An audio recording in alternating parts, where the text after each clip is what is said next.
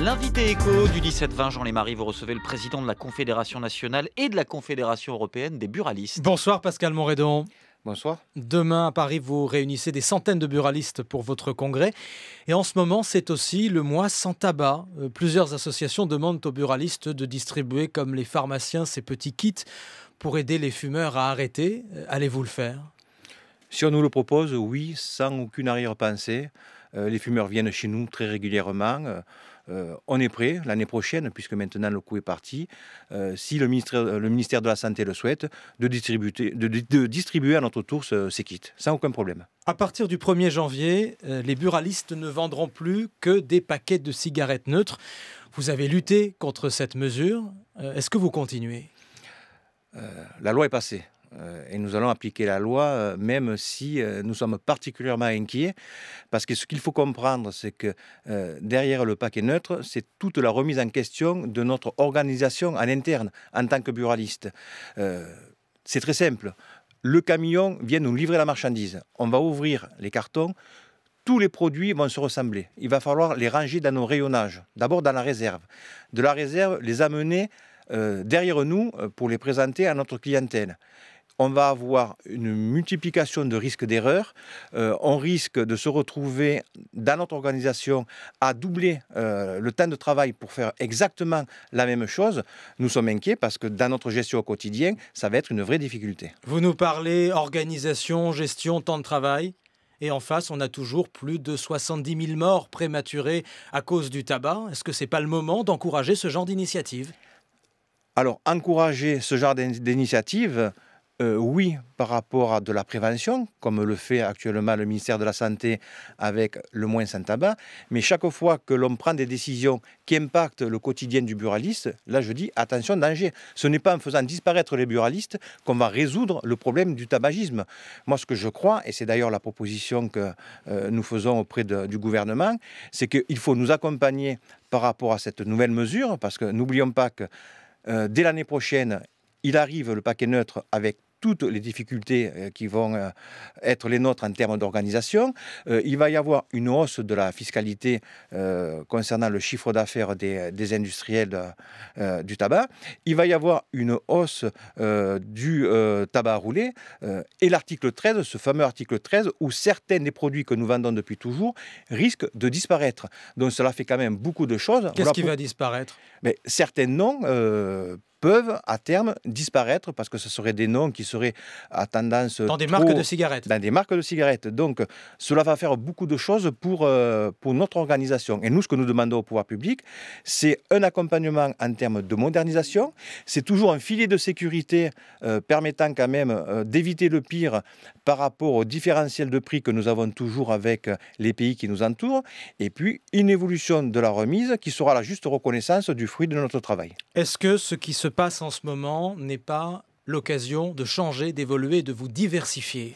C'est pour ça que nous demandons ce fameux prochain contrat d'avenir où nous souhaitons que vous êtes en train de négocier avec l'État. Que nous sommes en train de négocier avec le gouvernement. Ce que nous souhaitons, c'est d'être au fur et à mesure de moins en moins tributaires de l'activité tabac et de plus en plus présents sur d'autres produits de diversification. Mais il nous faut du temps, il nous faut de la visibilité, il nous faut un accompagnement. C'est pour ça que nous sommes en train de négocier actuellement avec le gouvernement. Qu'est-ce qu'on va trouver demain dans les bureaux de tabac ? Du tabac encore d'ailleurs ?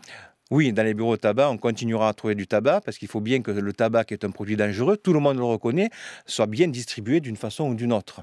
On y trouvera du jeu, on le trouve déjà, on trouvera également plein d'articles qui correspondent aux besoins de la population. J'ai toujours en mémoire ce buraliste en zone rurale qui est capable, bien sûr, de vendre du tabac et du jeu, mais aussi de la presse, de vendre des bouteilles de gaz, de l'alimentaire. La presse, c'est pas très porteur en ce moment. C'est pas très porteur, sauf que nous avons une mission de service public également, où on doit être capable d'apporter à la population, et n'importe où, pas seulement dans les grandes villes, un minimum de services de proximité que j'ose appeler service universel.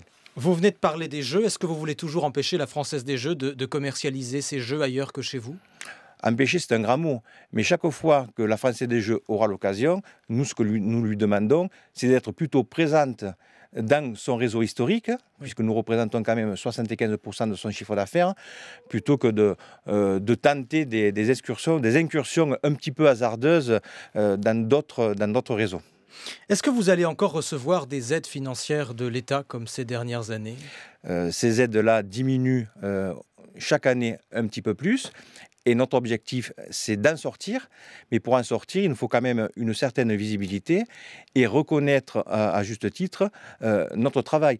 En tant que buraliste, nous avons un prix d'achat imposé, un prix de vente imposé par les pouvoirs publics. Nous n'avons aucune marge de manœuvre et le tabac correspond encore à une activité importante dans la rentabilité de nos entreprises. Donc nous, ce que nous demandons, c'est qu'il y ait de moins d'aide, pourquoi pas, mais nous avons toujours besoin de ce filet de sécurité parce qu'avec l'arrivée du paquet neutre, on ne sait pas du tout comment va se comporter le marché officiel parce que le marché officieux, on sait qu'il est toujours bien présent. Et une évolution de notre remise qui sera la juste reconnaissance du fruit de notre travail. C'est-à-dire, alors regardons plus précisément, combien touchez-vous aujourd'hui sur un paquet de cigarettes? Aujourd'hui, nous touchons 6,9% sur un paquet de cigarettes. Oui, au total, c'est un peu plus. À marge nette. Voilà. Après, c'est le droit de licence, c'est-à-dire que nous payons l'État pour avoir le droit de vendre du tabac. Et donc, un paquet de cigarettes vous rapporte, quand je paye un paquet de cigarettes, 7 euros. Quand vous achetez un paquet à 7 euros, on touche 46 à 48 centimes à peu près. Et comment cela doit-il évoluer pour vous? Mais tout simplement par rapport à l'augmentation de notre pénibilité au travail, en termes d'organisation, nous demandons qu'il y ait une évolution de cette remise nette. Mais vous dire quel montant, on n'y est pas encore. Pascal Monredon, j'entends, vous nous dites les buralistes sont prêts à évoluer. Est-ce que vous ne prenez pas le train en retard? Non, on ne prend absolument pas le train en retard. Et cela fait des années. On vous a beaucoup entendu dans la protestation ces dernières années, notamment contre le paquet neutre qui arrive. Bien sûr. Est-ce que c'est pas trop tard? Non, ce n'est pas trop tard, puisque nous avons toujours décidé de nous remettre en question. Mais nous sommes avant tout des chefs d'entreprise et des petits commerçants. Si on nous change de la règle du jeu tous les 6 mois, automatiquement, on ne peut pas se projeter dans l'avenir. Nous, ce que nous demandons, c'est un contrat d'avenir qui nous permette de nous poser et d'aller de l'avant. Et encore une fois, j'insiste, nous savons très bien qu'à terme, on vendra moins de tabac qu'actuellement. Pascal Monredon, le représentant des buralistes invité de l'Interview Éco. Merci.